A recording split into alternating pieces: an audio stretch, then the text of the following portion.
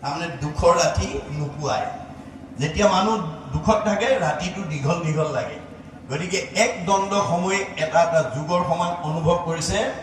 ফাগুন মাহৰ কৃষ্ণ শিৱ চতুৰ্দশী সেইদিনা শংকৰক পুজিব হৰিহি। যে ফাগুন মাহৰ কৃষ্ণ শিৱ চতুৰ্দশী দিনা সেই ৰজাবিলাকক বন্দী কৰা ৰজাবিলাকক নি সেই তাত নি পেলাই মানে বলি দি পেলাই শিৱ পূজা কৰিব।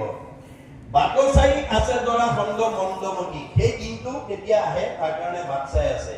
এহি জানি ৰাজাগণে গুণে দিনে ৰাতি, সেই বন্দী কৰি থকা ৰজাবিলাকে দিনে ৰাতিয়ে ভগৱানক চিন্তা কৰি আছে।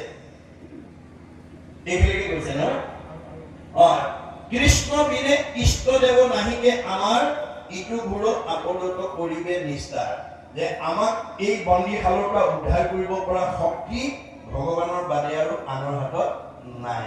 গতিকে এইটো বাহিৰত এটা কাহিনী আকাৰে দেখাই লৈছে, বাস্তৱতো আমাৰ ভগৱানৰ বাদে আমাক উদ্ধাৰ কৰা আন নাই। মাধৱ বান্ধৱ উদ্ধাৰা পা কতনো সহিব সংসাৰৰ তাপ। ভগৱানৰ সৃষ্ট তিনিটা তাপত আমি প্ৰত্যেকে তাপগ্ৰস্ত হৈ থাকিম যেতিয়ালৈকে ভগৱানক আজিৰ দৰে ভজনা নকৰে।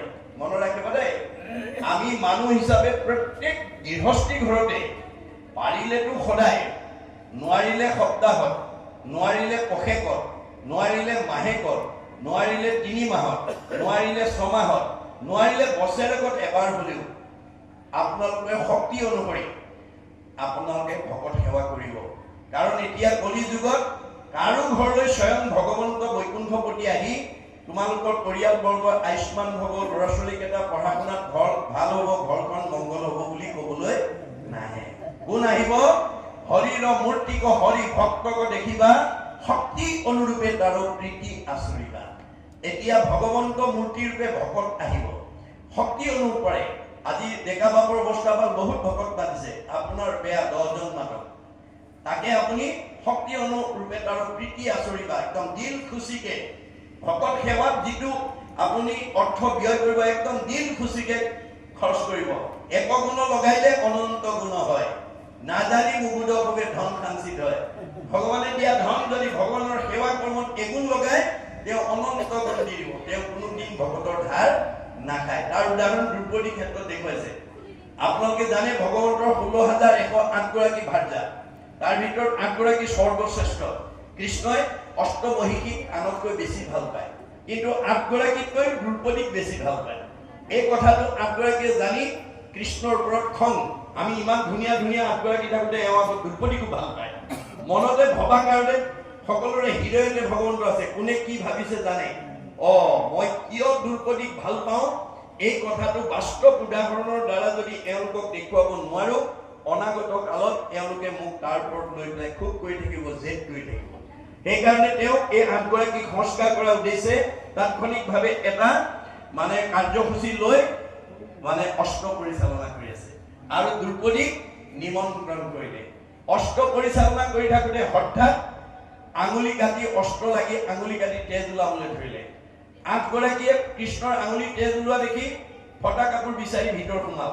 সেই মুহূৰ্ততে দ্ৰৌপদী আহি তেওঁৰ সন্মুখত উপস্থিত হ'ল। কৃষ্ণৰ আঙুলিৰ তেজ ওলোৱা দেখি তেওঁ অকণো উপেক্ষা নকৰি পিন্ধি যোৱা শাৰীখনৰ আচলে এটা ফালি তৎক্ষণাৎ কৃষ্ণৰ আঙুলি বান্ধি তেজ ৰাখি দিলে। 8 গৰাকীয়ে ফটা কাপোৰ লৈ আহি চাই দেখে, দ্ৰৌপদীয়ে আঙুলি বান্ধিলে, ভালেতো এওঁ ভাল পায়। সেইদিনাহে বুজি পাইছে কৃষ্ণই দ্ৰৌপদীক কিয় ভাল পায়। অৰ্থাৎ কৃষ্ণই দৈহিকভাৱে নহয়, ভকতিক ভাল পায়। গতিকে তেওঁলোক সংস্কাৰ হ'ল, কিন্তু দ্ৰৌপদীৰ এটুকুৰা বস্ত্ৰৰ ধাৰ লাগিল।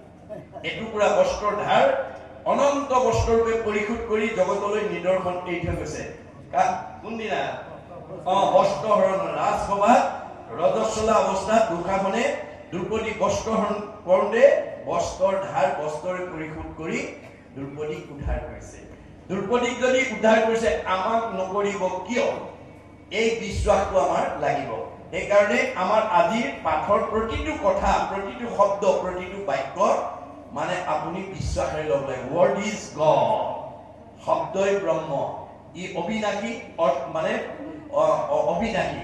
গতিকে আমি প্ৰতিটো কথা বিশ্বাসেৰে ল'ব লাগিব। মহাত্মা গান্ধীয়ে কৈছে, religious believes R based on faith ধৰ্ম দৰ্শন বিশ্বাসৰ ওপৰত নিৰ্ভৰ কৰে Religion is not really what is grasped by brain but by heart ধৰ্ম দৰ্শন মগজে ঢুকি পোৱা বস্তু নহয় কাৰোবাক দেখুৱাই দিব পৰা বস্তু নহয় ই অন্তৰৰ উপলব্ধি বস্তু মনত ৰাখিব আমি আজি প্ৰতিটো কথা উপলব্ধি কৰি আপুনি সংস্কাৰ হ'লে তেতিয়াহে আজি ভাগৱত পঢ়াৰ আমাৰ সাৰ্থকতা হ'ব সেইকাৰণে কৈছে যে কৃষ্ণ বিনে ইষ্ট দেৱ নাহিকে আমাৰ ইটো ঘূৰ আপদত কৰিবে নিষ্ঠাৰ এই বন্দীশালৰ পৰা উদ্ধাৰ কৰিব পৰা শক্তি ভগৱানৰ বাদে আনৰ তেওঁ পৰামৰ্শ দিয়া সত্ত্বেও এই যিখিনি অবাধ্য হৈছে কিন্তু আমি বাইজিকটো বুজি পাইছো হৃদয়ত কি ব্লড কি যজ্ঞ কি এই কথাখিনি নুবুজাৰ কাৰণে অকণমান গলগলগি আছে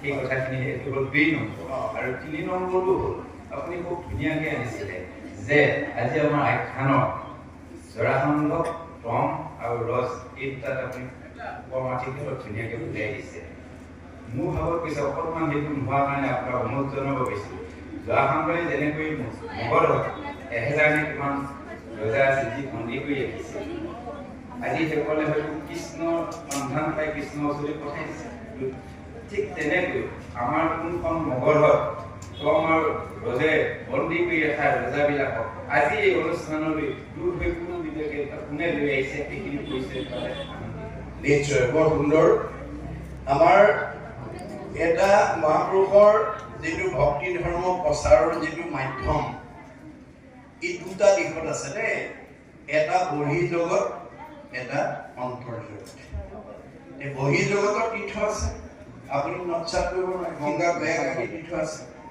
কিন্তু আধ্যাত্মিক দিশত হৈছে কৃষ্ণৰ পৰম নিৰ্মল অদাৰ কথাৰ জৰিয়তে প্ৰকাশ গংগা আদি কৰি যত তীৰ্থ আছে তুমি দেখি পাৰি য'ত কৃষ্ণৰ নিৰ্মল গুণনাম হ'ব সেইখনেই গংগা মনত ৰাখিব দেই গতিকে য'ত আমাৰ ঈশ্বৰ কৃষ্ণৰ ব্ৰহ্মৰ চিন্তা কৰিব সেইখনেই সুধৰ্মা সভা গতিকে এইখন সুধৰ্মা সভা গতিকে ইয়াতেই আমাৰ সমস্ত ভগৱন্তৰ ভক্তি বিষয় আমি ইয়াতে আলোচনা কৰি আমাৰ বহি দিশৰ যিবিলাক কামনা বাসনা এই কামনা বাসনাবিলাক আমি মুক্ত হ'ব পাৰিম গতিকে 16,000 মানে নাৰী আমাৰ দেহ জগতত বন্দী হৈ আছে ই কিহত আছে যে প্ৰমন্ত মাতংগ দহ হাজাৰৰ বল জৰাসন্ধৰ ৰাজা প্ৰভু জানিবা নিষ্ফল তোমাক একে গহে আমি নকৰিলো তাত এতেকে একলে যিনি আনিলে আমাক যে আমি এই কথা বুজি নাপাই থকাৰ কাৰণে তেওঁ আমাক জয় কৰি এনেকৈ বন্দী কৰি লৈ আহিলে আপোনাৰ মন্দিৰে বন্দী কৰি আছে ভয়া মহাসিংহে আছে যেনে ছাগক ৰাখিয়া সিংহে যেনেকৈ ছাগলী ৰাখি থকাৰ দৰে তেওঁ মহাপ্ৰমত্ত বলৱান হৈ আমাক তেনেকৈ তেওঁ বন্দী কৰি ৰাখিছে শিৱ চতুৰ্দশী হ'লে কাটিলে আমাক সবাক যে শিৱ চতুৰ্দশী তিথিত আমাক সকলোকে তেওঁ বলি দিব প্ৰাণবন্ধু আমি যেবে নাৰাখা আমাক তুমি আমাৰ প্ৰাণৰ বন্ধু হিচাপে যদি আমাক ৰক্ষণাবেক্ষণ নিদিয়া আমি আৰু জৰাসন্ধৰ হাতৰ পৰা উদ্ধাৰ হ'ব নোৱাৰো তোমাকো যুঁজিলে প্ৰভু 2 নৱবাৰ 18 বাৰ 2 নৱ মানে 2 নৱ 18 বাৰ তোমাকো জয় কৰিছিলে হাৰিলে 17 বাৰ লাজনায়িকা তোমাৰ লগত যুঁজি তেওঁ 17 বাৰ আক্ৰমণ কৰি 17 বাৰ হাৰি তেওঁ লাজ নাই মনুষ্য শৰীৰ ধৰি লীলা কৰা